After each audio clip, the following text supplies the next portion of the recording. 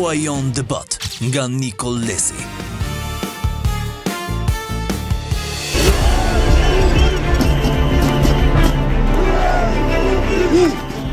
Tërheqjen e panegociueshme të kryeministrit dhe të qeverisë. 2.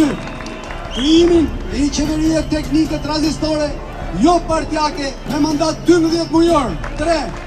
Ndryshime kushtetuese, ku të gjithë shtetasit shqiptar jenë të barabartë para ligjit, si dhe miratimin e saj me referendum popullor, kufizimin e ushtrimit të detyrës së kryeministrit në jo më shumë se 2 mandate. Paralelisht, ne nuk heqim dorë nga kërkesat fillestare. Anulimin e ndryshimeve të bëra në ligjin për zonat e mbrojtura, shfuqizimin e paketës ligjore të njohur si paketa e maleve. 5. Një kontratë të re sociale mes qytetarëve dhe shtetit, e cila do të përpilohet pas konsultimit me intelektual.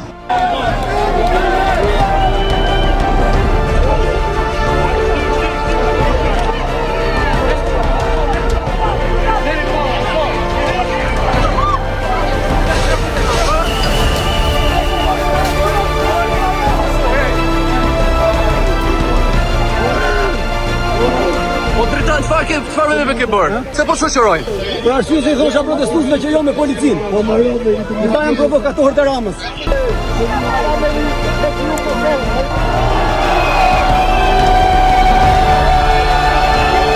Duket se është liruar Dritan Goxhaj, I shoqëruar një prej të shoqëruarve në komisariat në ditën e sotme.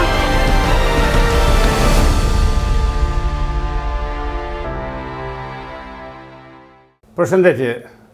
Kemi emisionin Koha jon debat dhe ky është një emision pak si I veçantë, se kam ftuar një personazh emblematik të protestës, njëri që ka bërë johon, njëri që është në qendër të medias, qendër të politikës së ditës, njëri që mbajti, lexoi ato 5 pikat e kërkesës për dorëheqjen e kryeministrit, qeverinë teknike etj, që dje policia shoqëroi në komisariat.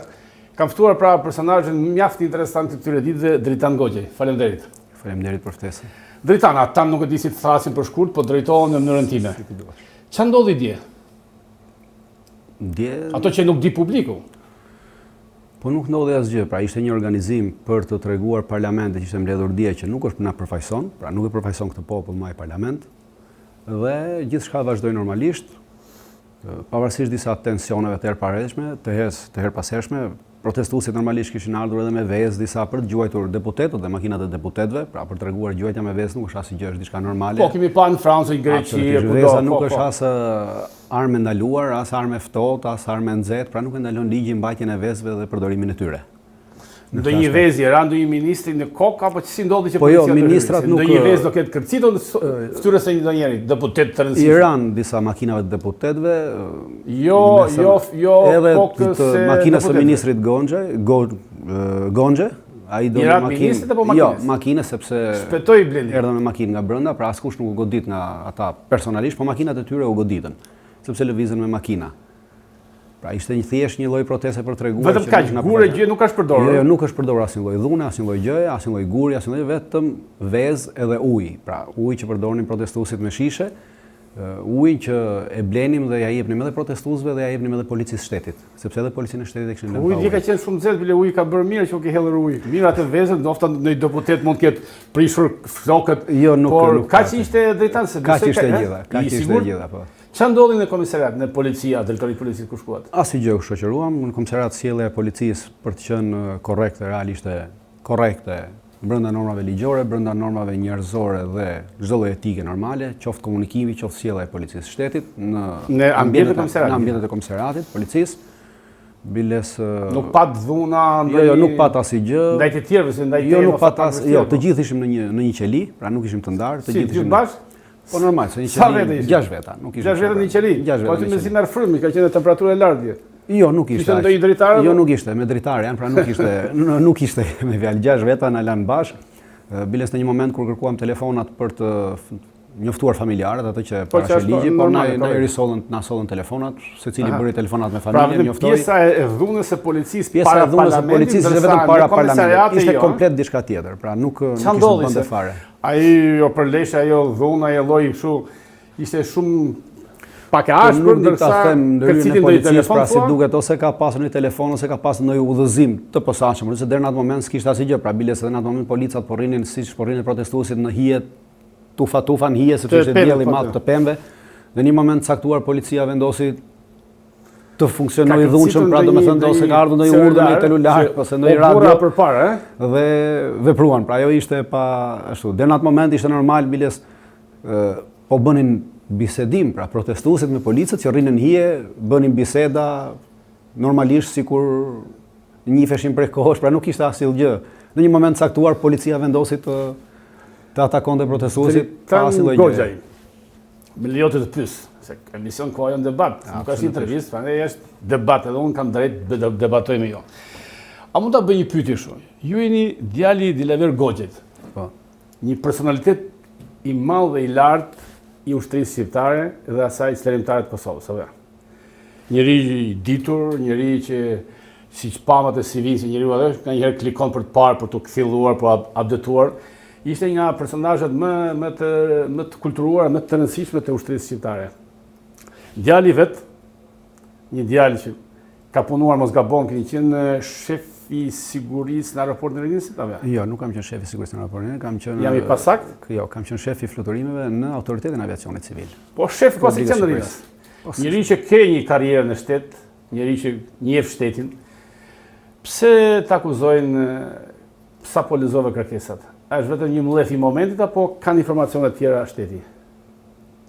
Nuk e di se çka shteti, pasi nuk jam pjesë e shtetit. Shteti ka institucione dhe besoj që një shtet normal duhet vepronte në bazë të institucioneve. Pra në rast se dikush akuzohet për çfarë do lloj vepre qoftë ajo, atëherë institucionet duhet veprojnë ndaj atij personi, kushdo qoftë ai, Dritani, Nikolla apo kushdo tjetër.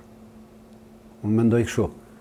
Për arsye se shteti ka për detyrë të mbrojë qytetarët e vet, të mbrojë shtetin e vet nga çdo lloj cënimi, i brendshëm ose i jashtëm.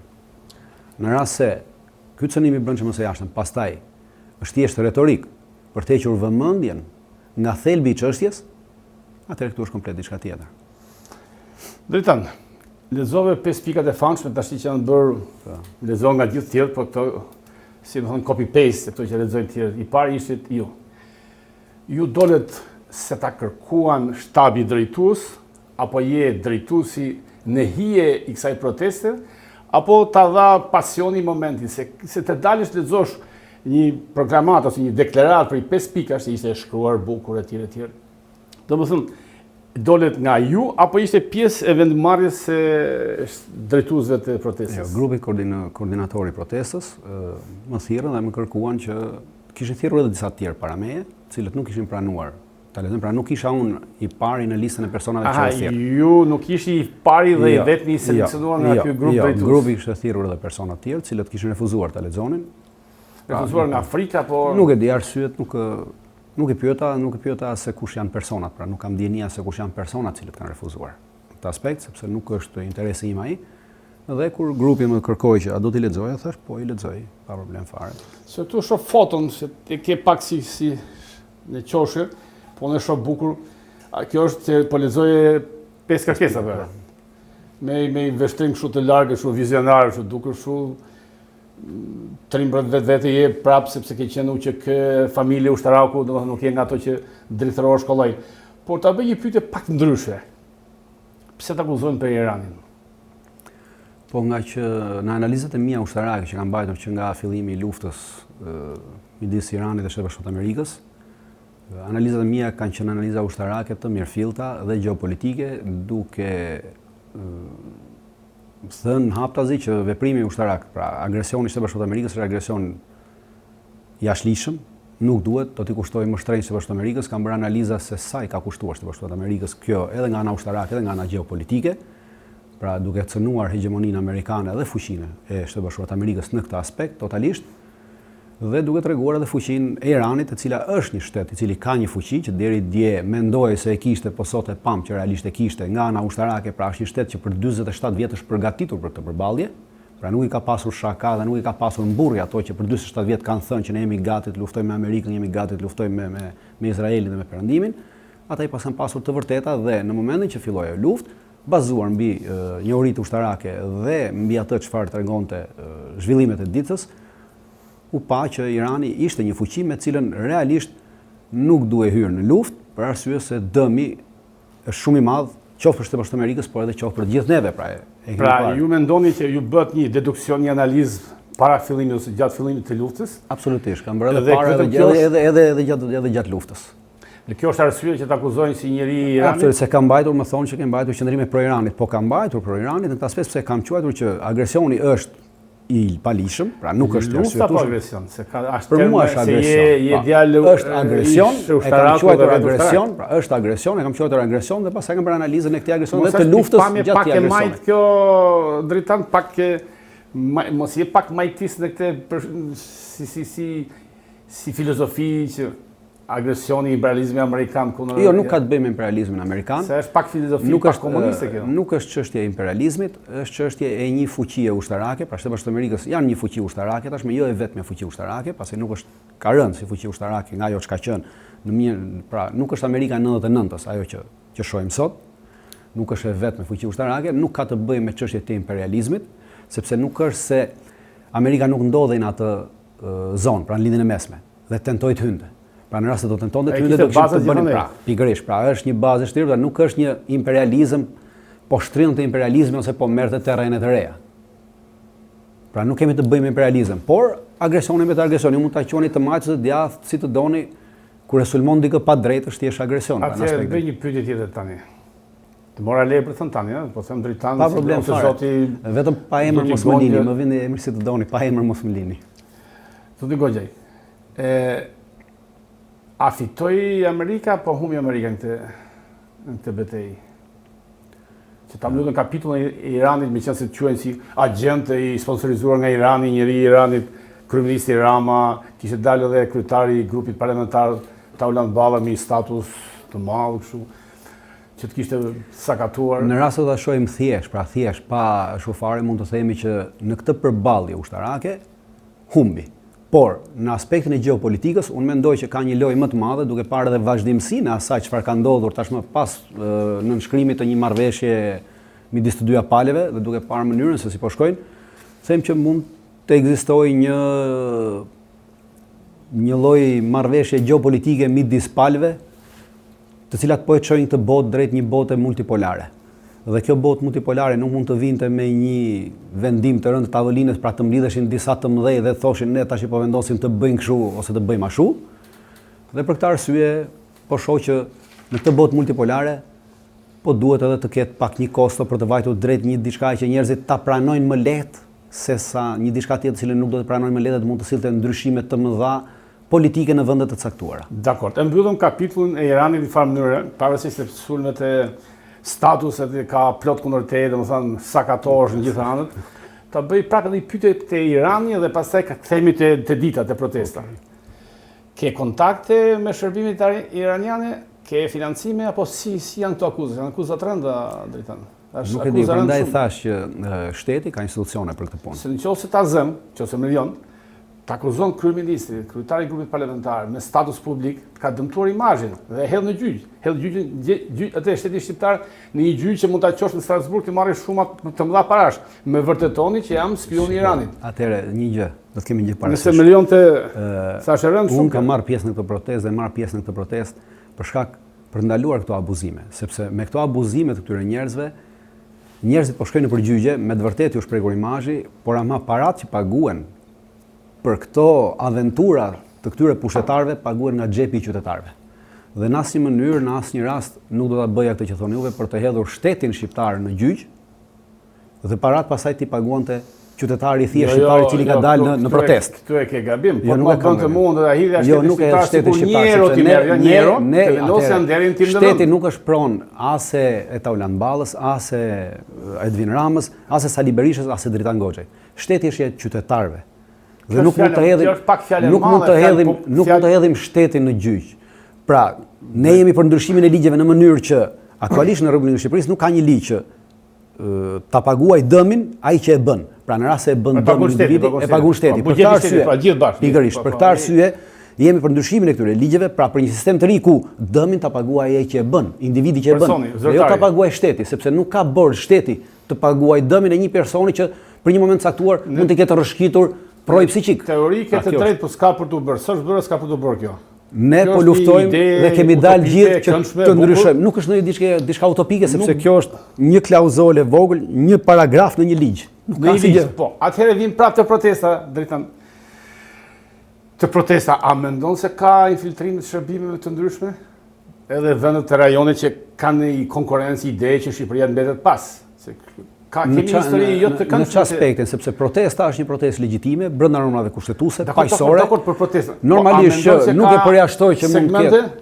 Nuk mund të them segmente, po individë të caktuar, cilët sepse në këtë Shqipërinë tonë që jemi deri më sot, pra nga 45-a deri në 90-ën patëm disa grupe armiqësore të akuzuar persona që shërbenin për imperializmin amerikan, sovjetik, kinez, gjitha me radhë. Puste kokën, s'kite lafën. Po. Kurse në këtë moment që kemi mbaruar nga 90-a e këtej, pavarësisht se interesat e Shqipërisë janë zhbër, janë shkelur, deri më sot nuk kemi asnjë të akuzuar për agent të huaj ose në shërbim të tyre agenturave. Nuk e përjashtoj që në çdo protestë, domos në protesta të tilla të mëdha, këta njerëz që punojnë për agenturat të jenë prezent në këto protesta, nuk e di a influencojnë apo jo dhe sa kanë kapacitetin. Jo, nuk besoj që ndikojnë, për arsye se duke parë masivitetin e njerëzve që po dalin, e mbyt masiviteti dhe çdo lloj agenture, çfarëdo lloj interesi që kanë. Tani nderuar. Çfarë ndodh me këtë protestë nëse vazhdon korrike, gushte, kryeministri si jep dorëheqjen. Vjen shtatori që fillon sesioni i ri parlamentar, prapë kryeministri si jep dorëheqjen.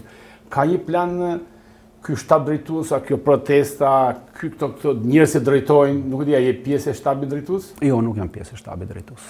Po je nga figura qendrore drejtan realisht në publik, kështu perceptohesh. Nuk jam pjesë e shtabit qendrore. Figurat kryesore, kam njohje në shtabin qendrestare të protestës, në habit si nuk kanë futur në shtabin drejtues. Ka luftë zyrtash apo? Jo, nuk është e nevojshme të jesh pjesë e shtabit. Apo s'te kanë ofruar? Jo, më kanë ofruar, po nuk kam pjesë. Nuk jam pjesë e shtabit. Pra, ata janë, shtabi është një shtab kolegjal sa është shtabi? Me vendimare. 10 veta, sa është pak a shumë? Një numër? Jo, është i madh. Është më i madh. Është më i madh. 1000 veta se mbas më thuaj tash, mbas bëj shkon te 30 veta. 30 veta që vendosin gjithë bashkërisht. Si është vendimarrja, mund ta si ne vendimarrja është me vot, me shumicë. Pa shkelur sekretin, ku mblidhi? Se ka një vend që mblidhi, që 30 veta do një restorant, do një kafe të madh, do një sa shtëpia nuk të zë 30 veta. Vetëm nëse është një shtëpi e madhe, një vilë, tjetër punë. Nuk e di ku mblidhen, ka pasur raste që kam takuar në për lokale, në për sheshe. Kështu është funksionon shtabi? Absolutisht. Bukur fort. Gjërat janë shumë të thjeshta. Nuk u përgjigjet te pyetja e parë që e anashkalove pa dashje ndoshta. Pra nuk jep dorëheqjen. Ne themi ky gjati Rama. Nuk jep dorëheqjen kryeministrit, do të kemi një parazish. Kryeministri aktualisht po ecën me llogarinë e kohës. Pra ai po mendon se ka kohën alat. Kohën po them pra verën. Dhe mendon se gjatë verës njerëzit do ikin plazh, protesta do shuhet. Unë uroj që shtabi koordinator i protestës të mos e shuaj protestën, pra kjo protestë vazhdoj qoftë edhe me 100 veta në ditë. Ata e kanë në dorë të bëjnë. Po marrim numrin minimal pra asaj. Po protesta duhet të vazhdojë, pra sepse duhet kemi gjë parasysh. Edhe njerëzit duhet kenë gjë parasysh. Hera e parë që kemi një protestë të tillë. Masive, pa pjesëmarrje partive politike dhe të gjatë, pra nuk kemi pasur asnjë. Bile mbrëm në mos gabohem. Doli dikush nga protestuesit se si mbajnë mend me emra dhe si njohin gjithë me emra njerëz, ti Arben Kola, Luciana Kokajo, goca nga Shkodra, zonja nderuar nga Shkodra, 2-3 tjerë. Tjerët ndoshta janë si anonim akoma. Po ishte një zë që foli dhe që tha që partitë e reja to që vinë, bëjnë video, postime, Agron Shejaj, Adretik Lapaj, Arlin Qori e tjerë që vinë drejt e tyre për të marrë pjesave. Po indirekt u tha që të mos vini më, pra nuk jeni ju që e drejtoni, e sponsorizoni. Çfarë po ndodh?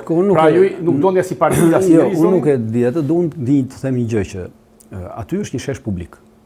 Pra në një shesh publik, në një shititore publike, çdo kush mund të marrë pjesë. Edhe kryetarët e partive të tjera mund të marrin pjesë si qytetar të thjeshtë. Disa thonë është vullneti, disa thonë është pasioni. Disa thonë është forca dhe përqëndrimi. Për mua, është ekuilibri që kam vendosur me natyrën. ekuilibrin në mendje dhe në trup. Ashtu si natyra ka krijuar ekuilibrin në dhuratën e saj më të çmuar për ne. Jo, kryetari, tani se nuk të le shtabi drejtuese, ja erdhi Sali Berisha, si do alesh? Si qytetari thjesht, në protest. Kurin doktori qytetari thjesht, ai vjen e merr zjarri i turme se del në podium, thotë protesta ime, dorëzojmë. Nuk del dot në podium, shtabi ka bërë një rregullore dhe ka thënë që si po erdhi doktori në protest, drejtan. Jo, nuk del. Por është kom pa plot demokrata ty si një me emra që kanë vuar të flamurin kombëtar dhe dalin si të protestë janë PD një pjesë. Po. Ato e marrin doktorin përpara hapa e vend podium thonë fol doktor. Nuk e vend dot. Po ju them që nuk e vend dot. Nuk e vend dot. Për këtë ju garantoj që nuk e vend dot. Po ti je ti aty afër, jam i bindur se jemi të gjithë. Je ushtarak i fortë po. Aty jemi të gjithë, ka edhe të tjerë ushtarak që kanë ardhur aty për të ndihmuar, ka edhe të tjerë djem që merren me çështje. Ushtarak. Ish ushtarak. Pra ka edhe djem të tjerë që merren me çështje të sigurisë të podiumit aty. Pse është mirë organizuar kjo? Ka një lloj grupi koordinues ka caktuar grupe pune. Se s'mund të hyjë kushdo të dalin të flasin. Jo, qytetarët e thjesht hyjnë flasin, pra çdo qytetar i thjesht e ka mikrofonin e lirë të flasi. Mikrofoni është i ndaluar sipas rregullores që më kanë bërë të ditur, është i ndaluar të flasin kryetarët e partive, deputetët aktual, pra nuk lejohet të flasin. Dhe deklarata që edhe Luciana ka bërë edhe të tjerët kanë bërë ka qenë në këtë vazh që si qytetarë të thjesht mund të vinin protestë, por ama këtë protestë nuk mund të bëni filmime dhe pastaj t'i nxirrin në faqet e partive tuaja për të thënë sikur juve jeni ne organizuam pra. Si kam pa. Sepse kjo do të thotë që të tjetërsosh telefonin celular kështu, të tjetërsosh vullnetin e popullit. Po vjen. Pra, mos e tjetërsoni vullnetin e popullit, sepse nuk ka dalë për juve, po s'ka dalë as për grupin koordinator, po ka dalë për hallet e veta, të cilat në këto 35 vjet askush nuk ja ka qarë. Tan një pyetje prapë. Dhe ta mbaroj atë sepse do të thuash sërish që ishim nga pyetjes. Pra, Rama po bazohet mbi kohën. Dhe për këtë arsye do të vazhdoj. Do të kemi të gjithë një gjë parasysh që njerëzit protestojnë jo për të mbushur mendjen e Ramës. Pra Rama është një person me kartel mjekësore. Dhe kjo kartel mjekësore është botuar edhe nga gazeta juaj diku. Jo, apo jo, një gazetë tjetër. Tema. Po gazeta Tema e ka botuar kartelën mjekësore të kryeministit Rama dikur në vitin 2000 me sa mbaj mend. 2001, pra është publikuar, pra kemi të bëjmë me një person me kartel mjekësore. Po është botuar nga populli drejton. Dakor, po kemi të bëjmë nuk çështja e kartelës nuk është çështje e popullit, çështja e kartelës është çështje mjekësore. Mund të themi edhe për doktor Berishën. Absolutisht, por ama problemi është i tillë që neve dhe protestuesit nuk dalim atje që t'i mbushim mendjen e Ramës. Sepse një person me kartel mjekësore nuk e çaj mbush mendjen. Por po dalim për t'i mbushur mendjen aleatëve tanë, Shtetet Bashkuara të Amerikës dhe Evropës, që ky zotëria nuk përfaqëson popullin shqiptar, nuk përfaqëson interesat e këtij populli dhe e ka çuar këtë popull në buzë të një gremine dhe kjo gremin, në rast se ky popull bie në këtë gremin, nuk i shërben as aleatëve dhe as aleancës në cilën jemi pjesë. Prandaj në momentin që ata ja presin këto fije dhe këto rrugë, aty është ikur. Drejtan të bëj një pyetje dhe besoj do të përgjigjesh. Ke qenë kohën, çfarë vitesh ke qenë në aeroport në Rinë, si më thej shef? Kam qenë në vitet 2010-2012. Te autoriteti i aviacionit civil, jo në Rinë. 2012. 2010-2012. 2013 në pas në qeverisin e Ramës. Kam qenë në vitin, jo, në 2012 jam larguar, kam punuar te Beleri, pastaj në 2017 sërish kam qenë në qeverisin e Ramës në autoritetin e aviacionit civil për një 8-9 muaj dhe aty pastaj ta bëj pyetjen? Ja, se ma nxorë vetë në shteg. Dakor, ju thoni kështu me kartele etj. Kur punove në qeveri, një detyrë të rëndësishme i qeveritë e zotit Rama, nuk e dini se kishte kartela atëherë? Tani u kujtu kartela? Jo, absolutisht e dini se njëri që ka ca principe, drejtan, thashë edhe njerë, thashë në fillim, me qëllim, i djali një ish ushtaraku të jashtëzakonshëm të nderuar, kam lexuar, kam pyetur gjithanesë tash. Kuptoj, më lër të përgjigjem. Jam bot gazetarie, po pyeta dhe pash dhe ke pjesën e si ta thash për fillimit, traditës dhe karrierës familjare që do t'i thush të vërtetën në sy. Atëherë pse punove në qeveri një njeriu që është me kartelë? Atëherë punuam si profesionist për të shërbyer shtetit.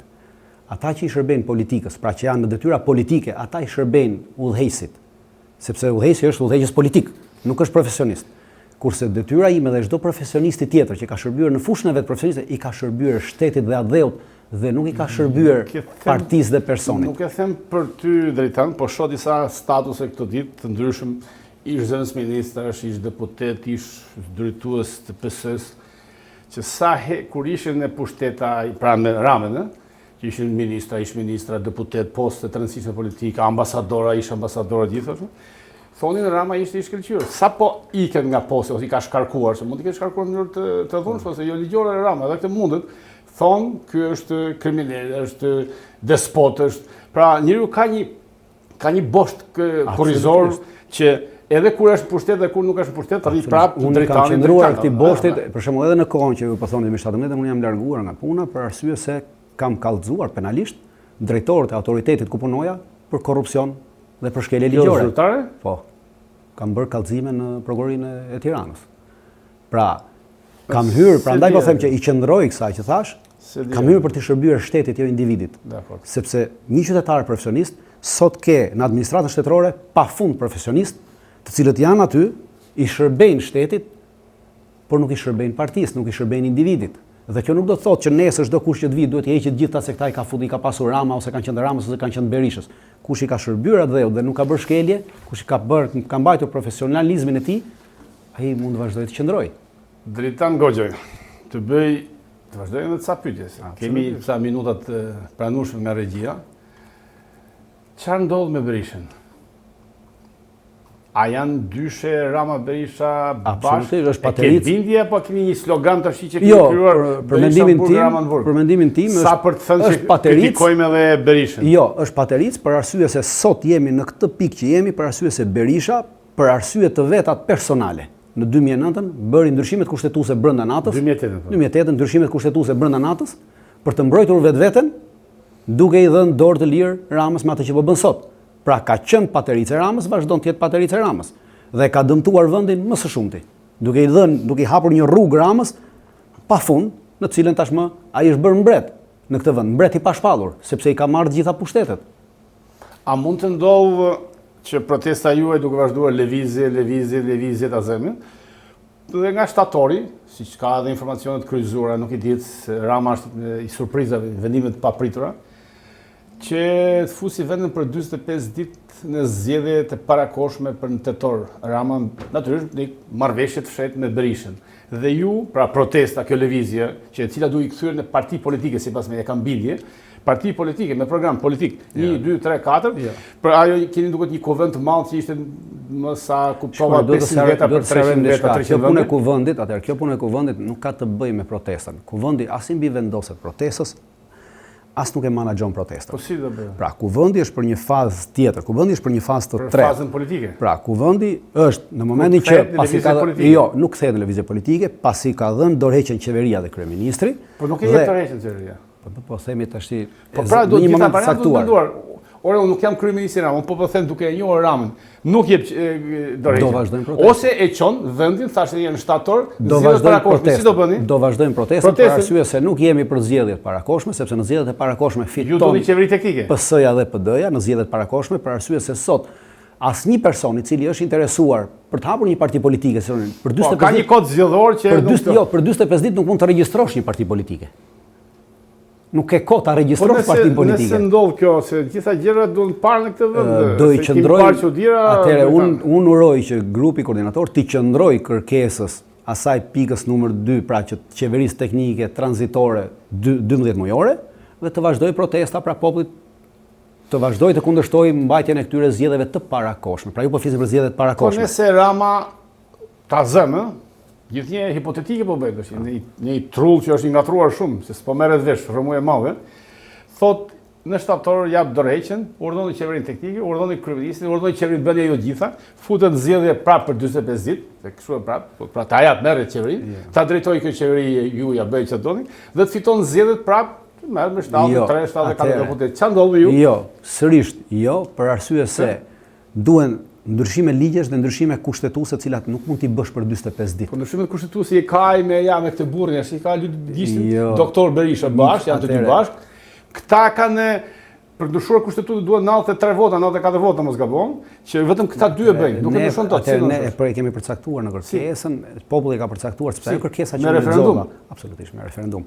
Sepse ajo kërkesa që unë lexova atje, pavarësisht se i ka shkruar grupi koordinator, janë kërkesa që kanë dalë nga njerëzit që kanë folur shpesh herë në Nuk ta çon referendum drejton. Të thotë shkojmë në zgjedhjet parakohshme, merre qeverinë, cakto drejtanin ose po nuk ka vlerë. Atë si e ka nuk ka vlerë, cakto këtë duash. Cakto këtë duash kryeministër, çdo lloj zgjedhje me këtë ligj për 45 ditë.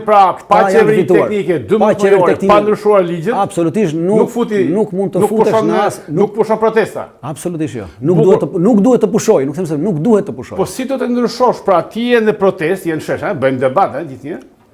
Për qartësuar shikuesit tanë të nderuar të gazetës Koha Jon Online që janë në 1.2 milion ndjekës në Koha Jon në këtë emision. Si do i marrish votat? Se votat në parlament akoma i ka doktori dhe Rama. Pra do ndryshohet kodi zgjedhor, kushtetuta gjitha. Nuk ta çon në referendum. Si do bësh? Më thjesht. Në rast se ka disa variante, skenari A, skenari B, C. Si në momentin që ndodh që Rama elshon qeverinë si shtoni juve pra. Nëse ndodh. Që nuk ndodh. Dakor. Do ngulim këmbë që kjo të ndodhi. Dhe në momentin që Rama dorëzon qeverinë, edhe me një qeveri teknike të bërë midis palëve. Pra jo e zëm se ju ala protestuesve, po edhe një midis palëve, midis 3 palëve, sepse janë 3 palë aktualisht. Kush janë 3 palë? Pra, ky zotëria edhe populli në shesh. Protestuesit. Absolutisht, është pala e 3. Nuk kanë parti tjera politike, ke partinë e Lirisë, ke partinë e deputet Agronshe, ka Arlim Qori, ka deputet, ka Adriatik Lama. Nuk janë palë sepse janë pjesëtar të parlamentit. Janë pjesëtar të parlamentit, po i kanë shesh. I kanë në shesh, po nuk e kanë nxjerrë ata popullin në shesh. Dhe ky është problemi, dhe në momentin që nuk e kanë nxjerrë është populli ai që po e çon drejt saj, pra në momentin që kryeministri jep dorëheqjen, e ka dhënë për shkak të presionit të protestës. Pra në këtë moment protesta pra jeni ju që vendosin në rregull e lojës. Jo, nuk vendosin në rregull e lojës, këto janë rregull e lojës. Pra ai që e ka detyruar të bëjë këtë, pra protestuesit në shesh që e kanë detyruar Ramën të japë dorëheqjen në rast se jep dorëheqjen, pra po flasim për këtë rast, automatikisht kjo është palë. Pra protestuesit janë palë. Dakor. Pra një nga palët. Po pra është një nga palët në këtë kryesore. Dhe edhe në një qeverisje teknike të ndërtuar nga këto palët kryesore, sërish kërkohet qeverisje e gjatë teknike, 12 mujore dhe protesta nesër zhvendoset nga kryeministria te parlamenti i Republikës Shqipërisë. Por ashtu siç e dini edhe juve, di edhe unë edhe shqiptarët që në momentin që ky zotëria jep dorëheqjen, ai parlamenti që është aty, është i gjithë në mëshirë të protestuesve dhe të protestës, nuk ka kush i mban më. Si, do hyni në parlament si në Nepal? Nuk hym në Nepal, s'kem nevojë. Do shkojmë të protestojmë në mënyrë që me të njëjtin presion që detyruam dhe që mund të detyrojmë kryeministrin, që duam të detyrojmë kryeministrin të japë dorëheqjen, të detyrojmë edhe parlamentarët atje që të bëjnë një qeveri teknike 12 mujore. Absolutisht. Pra neve dhe gjithë protestuesit në shesh jemi për të zbatuar kushtetutën e Republikës Shqipërisë. Nuk jemi për ta shkelur kushtetutën e Republikës Shqipërisë. Mendimet tuaja po të grupit drejtues. Grupi drejtues më tha vendos dhe nuk i antar i grupit drejtues. Jo, nuk jam antar i grupit drejtues. Që duhet të jesh antar i grupit sipas Nuk jam antar i grupit drejtues. Se ke gjithë emër. Nuk jam antar i grupit drejtues, nuk ka nevojë të jam antar i grupit drejtues, tash kam kontakte me grupin drejtues, ata janë njerëz që dëgjojnë këshillat e mira dhe veprojnë edhe. Po vjen një kohë tanë se kam eksperiencë të madhe në këtë vend 35 vite tanë të dëgjojnë kur kanë hall, po pasi të marrin punë pastaj të pyesin më. Kështu që mendoje ti jesh antar i grupit drejtues, drejtan aty, futesh brenda që të kesh drejtën e fjalës dhe të votës. Nuk është nevoja. Sepse me gjithë këto akte që po bën, pse s'doli një nga ato të grupit drejtues, se më the, thatë ju apo jo? Nuk ju thashun, që asnjëri nuk guxoi as nuk pranoi të lexonte kërkesën. Jo. Kështu e the. Jo, mos më vë fjalë që nuk thash. Thash janë propozuar persona të tjerë, po nuk thash nga grupi drejtues. Propozuar XY. Po, grupi drejtues thash i ka propozuar persona të tjerë për ta lexuar, por kurse grupi drejtues kishte vendosur që nga grupi drejtues nuk do dilte asnjëri për shkak të mosmarrjes së protagonizmit të ndonjërit që nesër do ndodhin probleme. Dilte si kryetari i kësaj partie të re që po lind. Nuk ka parti të re, por unë nuk di që të parti të re, nuk ka emrin e po.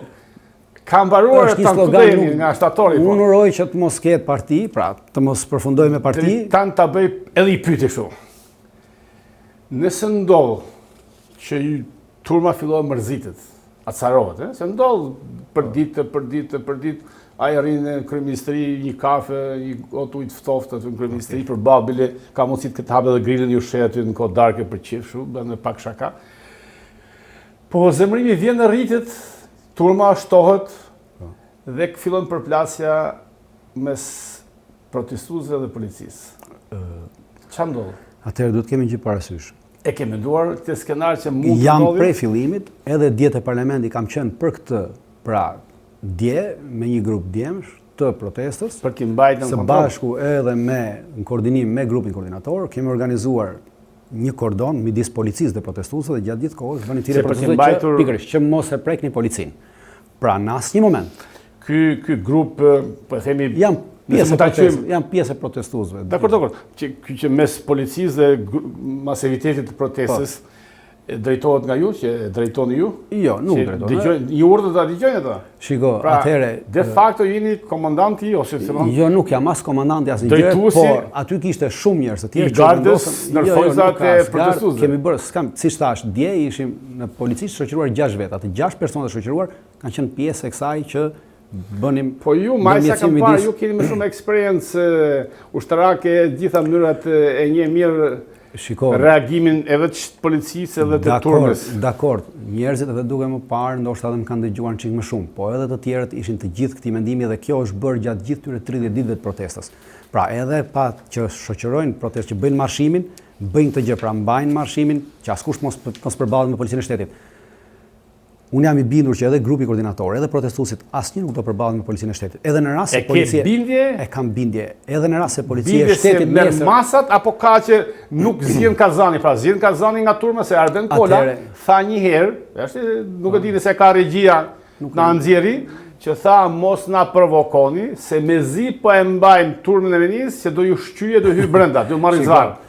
Ky ishte mesazh për Ajo ka qenë një mesazh thjesht kështu Rastisht. por unë ju them, unë për ditë takoj njerëz në protestë, jam atje dhe ka njerëz që thonë që si mendoni ju vetë rrezonit. Dhe përgjigjja ime është për ata që takoj dhe për ata që nuk kam takuar dhe për dëgjuesit e pra këtij programi tuaj, jo forcë. që vetëm me paqe dhe jo me forcë. Me forcë nuk e bëjmë me forcë, sepse me forcë bën rotacion. Ajo çfarë kërkohet është ndryshim sistemi dhe ndryshimi sistemi duhet vi në bindje dhe në zemër. Kurse forca bën vetëm rotacion dhe nuk sjell asnjë lloj ndryshimi. Këtu je i qartë. Për këtë arsye, edhe në rast se nesër policia do të sulmoj, pra do marri urdhër siç mori dhe do sulmoj. Unë ju propozoj të gjithë protestuesve që dëgjojnë që të ulen në tokë, të rrinë ulur dhe mos lëvizin. Vetëm të rrinë ulur. Në tokë, në këtë mënyrë, le ta shohim popullin. Forcat speciale, ato Po. me skafandra, me kështu me shkopë. Le të vinë kushdoj. Turën mbi Protestuesit vetëm të ulen në nuk tokë. do reagojnë Asnjë reagim, vetëm të ulen me në tokë të grusht gjithë. me grusht, a Jo, trup me trup. vetëm të ulen në tokë dhe të rrinë të gjithë i ulur. protestë krejtësisht paqësore. Kjo është Krejtësisht e paqësore. prerë. Për një Sa Shqipëri, do vazhdojë për një kjo? Shqipëri të lirë, për një Shqipëri të re. Sa do vazhdojë kjo drejtën? Ne do vazhdojmë dhe uroj që të vazhdoj, unë do të jem në protest deri ditën që kryeministri dhe qeveria të japi dorëheqjen. Që të tregojmë Nëse që ndodh- në këtë formë mund të ndrojmë Shqipërinë. Dakord. Nëse ndodh që qeveria si dorëheqjen dhe protesta fillon të shuhet nga shtatori, se vjen lodhin mërzitë e Atëherë njerëzve. do Sa të ka kemi ndodhur?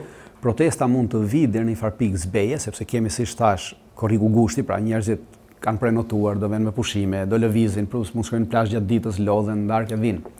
Në shtator Tirana kthehet sërish në Tiranë. Shtator tetor që fillon Absolutisht. bien Në fund të temperaturat. shtatorit vinë studentët dhe studentët janë pjesë e grupit organizator të protestës.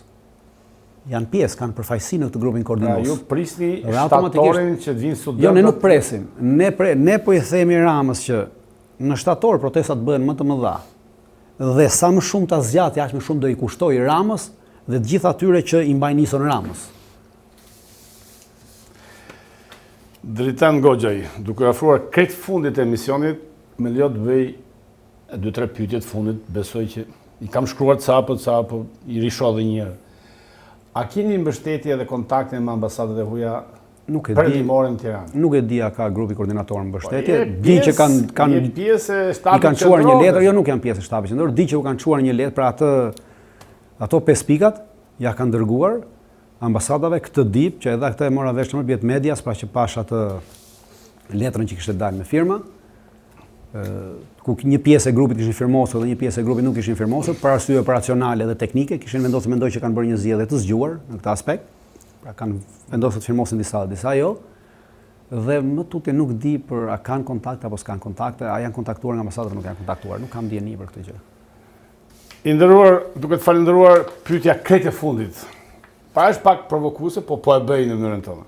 Nëse ta zëm, kryeministri Edi Rama thret Dritan, aty nga dritarja nofsa s'del se ka turm aty, po nga pas se ka i lokal të mirë atje.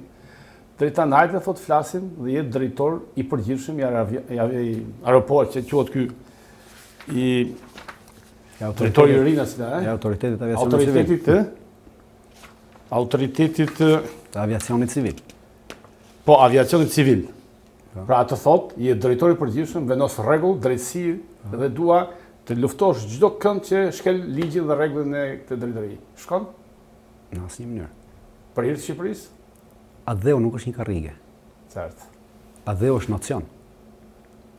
Qartë. Dhe nocioni nuk jepet për një karrige. Ai që jep nocionin adheun për një karrige, qoftë për këtu brenda, qoftë për jashtë, për mua meriton plumbin. Kjo plumbit është pak shumë... Absolutisht, në rast se Britani nesër shet parimet. Se është dëgjuar që fjala e plumbit se ma ktheve prapë misionin nga fillimi. Në rast se Britani nesër shet parimet për një karrige, atëherë Britani meriton plumbin. Po pse shkojmë drejt te plumbi se ka forma më të... Jo, shkojmë te plumbi për arsye se ligjet nuk bëjnë fajde, ligjet janë ndryshuar në atë mënyrë që mos preket askush, kështu që në një moment caktuar qytetarët janë detyruar të drejtojnë kanunit. Të nderuar, edhe një herë faleminderit dhe mirupafshim në emisionin tjetër.